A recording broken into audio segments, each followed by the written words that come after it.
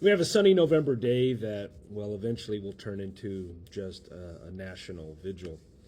And, well, the 1960s changed course in a single afternoon. I'm Matt Haskell, I'm a high school history teacher, and we're going through Billy Joel's We Didn't Start the Fire line by line, and we're at the end of this verse with JFK blown away. When Billy Joel sings JFK blown away, he's pointing to November 22nd of 1963 when President John F. Kennedy was assassinated in Dallas, Texas, which was an event that just people recall where they were when it happened. You know, it stunned the world. It reshaped American politics and American memory. The day felt rather ordinary, well, until it didn't.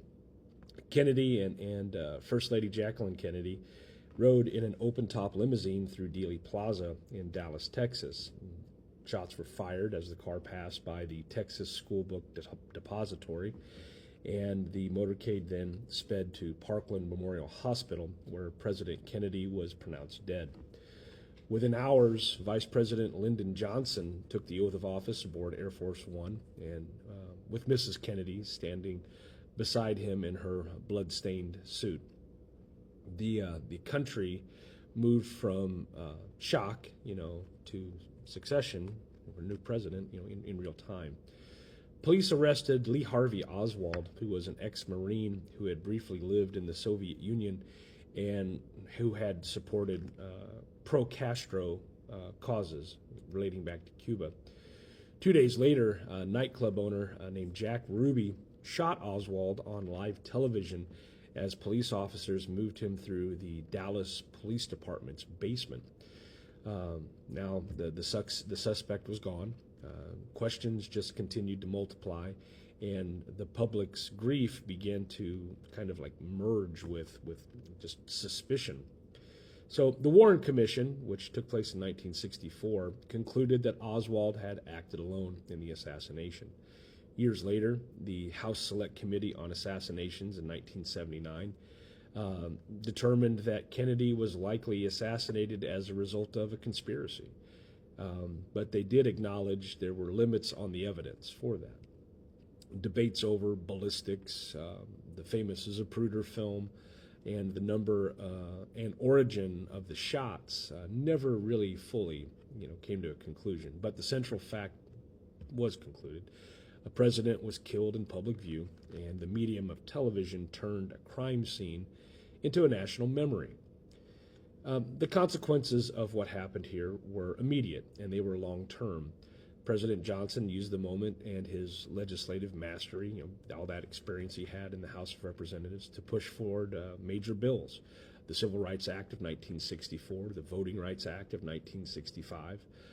All those things went through Congress. He framed them in part as unfinished work of the Kennedy administration.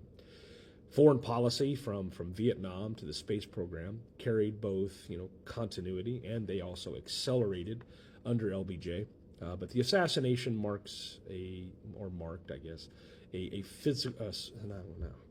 it marked like this psychological divide.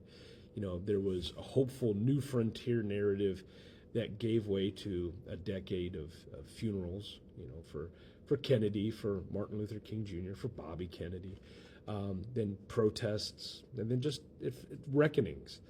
When we tie it back to the song, and for JFK blown away, Billy Joel compresses the shock, the televised succession of the vice president to the presidency, and the enduring argument over what happened, and also what it meant. The reason why it matters is, well, the assassination of John F. Kennedy explains how media and trust and policy can all interact.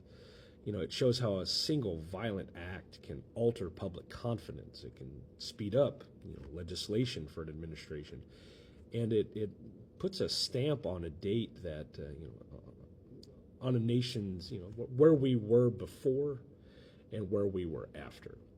And it's one of those seminal moments.